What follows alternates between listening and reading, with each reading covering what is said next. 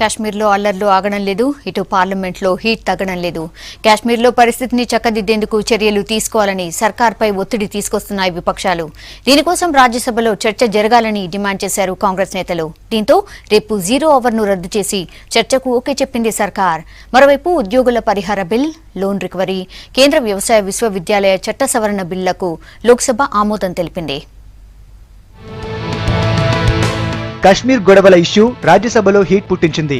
ఇష్యూపై రాజ్యసభలో చర్చించాలని Congress MP Ghulam Nabi Azad demand చేశారు. తర్వాత కశ్మీర్ ఎంపీ మహమ్మద్ ఫరూక్ మాట్లాడుతున్నప్పుడు కాంగ్రెస్ ఎంపీలు అడ్డు తగలడంతో కొద్దిసేపు పరిస్థితి సీరియస్ గా మారింది. తర్వాత మాట్లాడిన కేంద్ర హోంశాఖ మంత్రి రాజ్నాథ్ సింగ్ రేపు ఉదయం 11 గంటలకు కశ్మీర్ ఇష్యూపై చర్చించేందుకు ఓకే చెప్పారు. हमने कहा था चर्चा करके और सब मिलकर अपनी भावनाएं प्रकट करें. सर 1 मिनट में आप बात क्यों नहीं करने देते हैं? मैं जम्मू कश्मीर का हूं, मुझे बात करने दीजिए. See, Muhammad Ali Khan, you should have at least a semblance of democracy. You see, you all said too much about Kashmir. If you are sincere, you should listen to him also.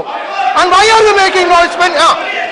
प्रतिपक्ष गुलाम नबी आजाद साहब बोल रहे हैं और उन्होंने एक प्रस्ताव रखा है कि कल 11 बजे से ही इस पर चर्चा प्रारंभ हो. तो मैं उनके प्रस्ताव से पूरी तरह से सहमत हूं.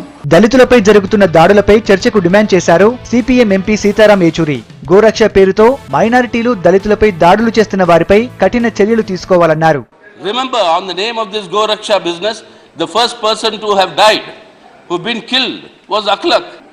What is happening and what the Prime Minister is saying are totally unrelated. We want that assurance from this government that the law of the land will be protected.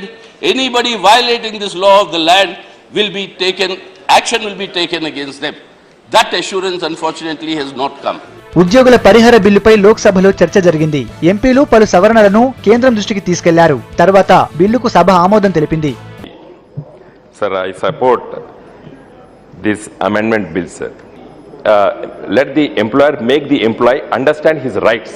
That's what I suggested, sir, through my moving an amendment, sir. Loan recovery, కేంద్ర వ్యవసాయ విశ్వవిద్యాలయ చట్ట సవరణ బిల్లులకు లోక్సభ ఆమోదం తెలిపింది. Loan recovery బిల్లుపై మాట్లాడిన ఆర్థిక శాఖ మంత్రి జైట్లీ ఎగవేతదారులపై సీరియస్ అయ్యారు. బ్యాంకుల్లో ఉన్న డబ్బంతా 20 మంది దగ్గరే ఉండిపోతోందని, దీంతో మిగిలిన 20,000 మందికి బ్యాంకులు న్యాయం చేయలేకపోతున్నాయన్నారు. I can tell you 20 people are sitting on bank monies so that the banks are not able to support 20,000 others. Now when you took the money, your monies are taken with under the honest arrangement that monies will have to be repaid. లోక్సభలో motor వాహన చట్ట సవరణ bill ప్రవేశపెట్టేందుకు సర్కార్ సిద్ధమవడంతో విపక్షాలు అడ్డుకున్నాయి. సరైన చర్చ తర్వాతే bill ప్రవేశపెట్టాలని demand చేశారు. దీనిపై స్పందించిన రవాణా శాఖ మంత్రి నితిన్ గడ్కరీ యాక్సిడెంట్లు తగ్గాలంటే బిల్లు సభకు రావాల్సిందేనన్నారు.